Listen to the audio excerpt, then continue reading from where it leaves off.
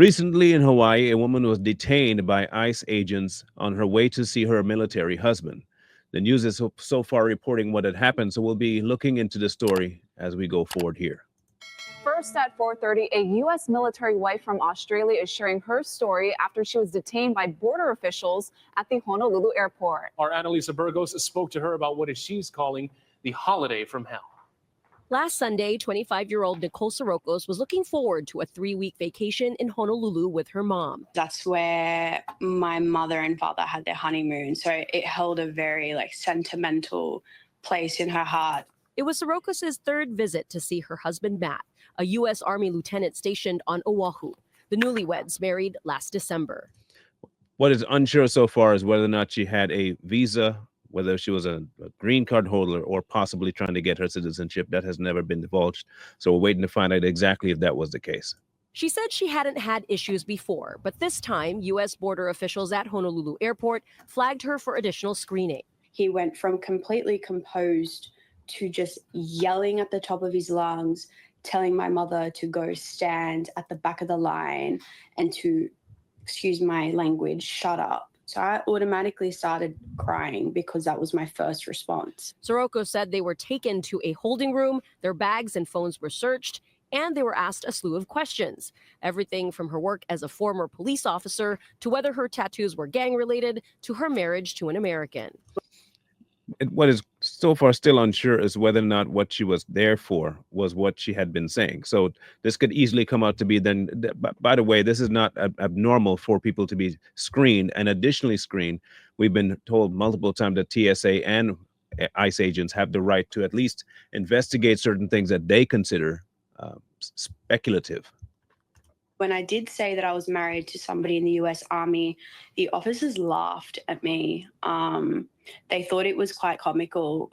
I don't know whether they thought I was telling the truth or not. They kept telling me that I had too many clothes in my suitcase. So because of that, they assumed that I was going to overstay my visa.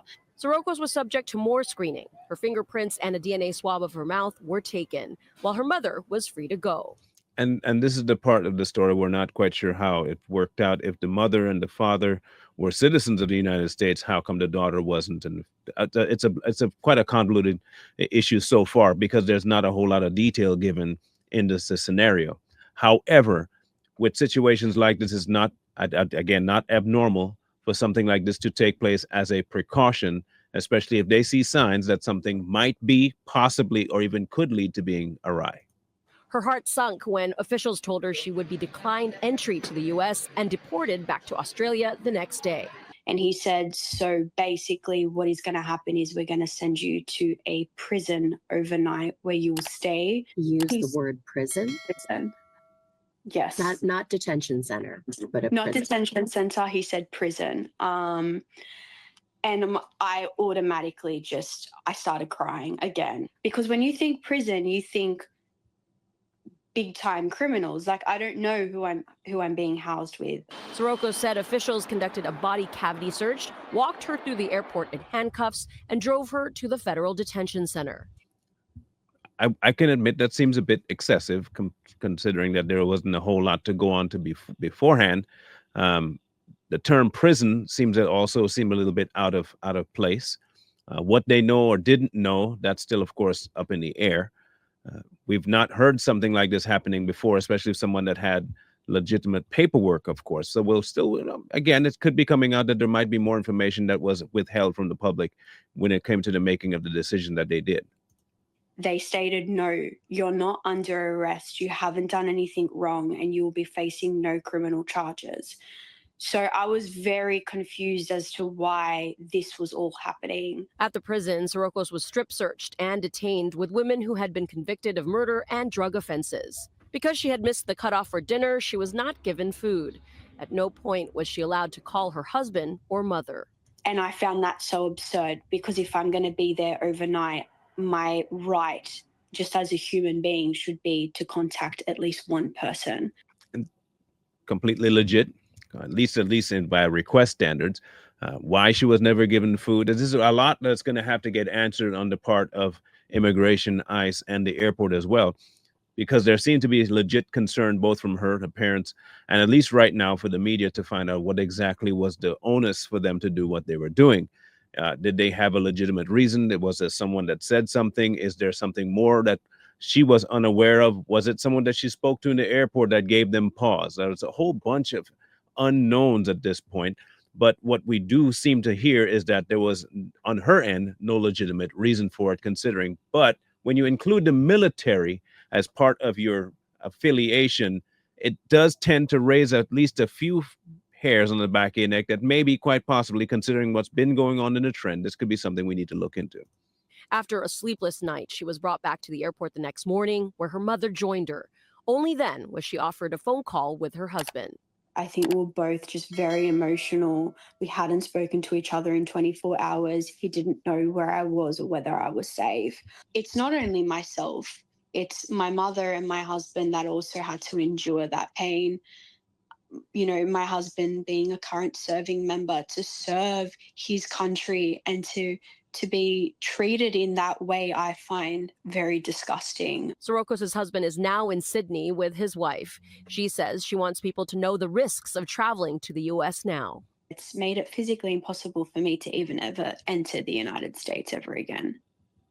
What does that mean for your marriage? At the time, I felt like my world came crashing down. I felt like my marriage was over when they told me that. And that's something that they've taken away from me as well. Immigration attorneys say detainees are entitled to a phone call if they are held for several hours. U.S. Customs and Border Protection says they're working on a statement for our story. They did say that decisions on entry are not taken lightly and many factors are considered. The question now remains what they're going to be able to say or not say, considering if we have a couple of options here. If they did find something that was worthy of investigation, they have the onus to either tell or not tell. And they could say that we had probable cause. They could say that it was a mistake on the part of the agents, and we do apologize, and whatever else, you're now being reinstated. They also have the option of saying, okay, there's too much going on. We did have reason, but we cannot divulge anything of because it's an ongoing investigation. A lot of options still on the table. It's not that they have not released a statement because they can't. It could mean that they have a lot of stuff that they're looking into, and it has stuff that she may not even recognize is a problem.